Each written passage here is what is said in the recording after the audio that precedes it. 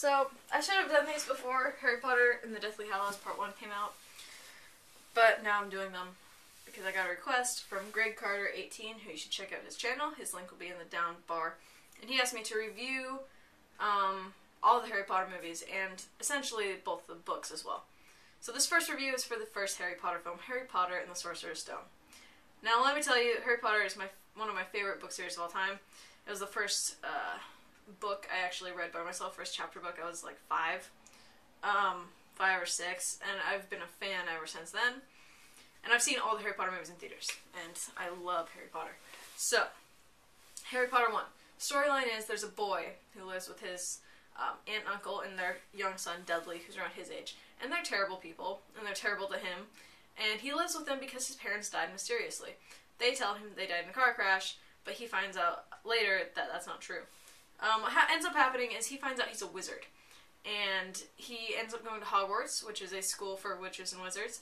And he finds out that he's actually really famous in the wizarding world, that his parents were killed by he who must not be named, or Voldemort is his real name. I don't know why people didn't say his name. But anyway, he finds that out, but Voldemort's been long gone for a while, hasn't come back.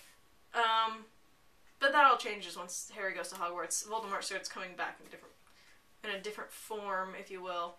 And, yeah. The first book is great. Obviously, I'd give like a 5 out of 5 to the first book.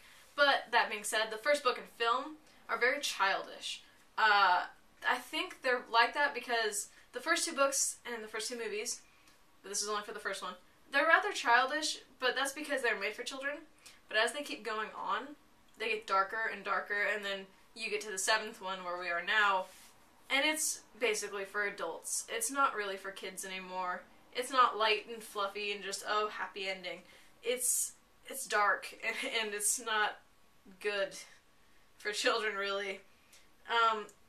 The likes I had for this movie, as I look back at the first 2 Harry Potter movies directed by Chris Columbus, I don't really like them as much as I did as a child. I still like them, but, like, they're just too, like I said, childish. They weren't very well done. The acting from everyone in the movie, I mean, it was their first movie for most of them, so, for the kids at least, it wasn't that great, but it has a great all-star cast.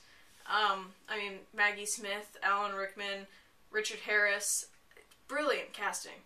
Oh, Robbie Coltrane, who's my favorite. Hagrid is my favorite character. Brilliant acting from all the other characters. It's just, it seemed too childish. Although I did like the film and I still like it, and this review sucks, but it'll get better. Harry Potter 1 I give a 3.5 out of 5, or 7 out of 10. I do really like it, and it holds a good place in me, but I just, too childish and too happy-go-lucky. But then again, the first book was like that. But as they go on, like I said, they get darker. So thanks for watching this review. Comment, rate, subscribe. Sorry if it's sucky and not up to your expectations, but they'll get better. Like I said, the first 2 aren't really my favorite, but after that, they start getting easier to talk about. So, thanks for watching. Comment, rate, subscribe. Check out Greg Carter 18 in the down bar down there. Keep suggesting movies for me to review, and enjoy. Thanks for watching.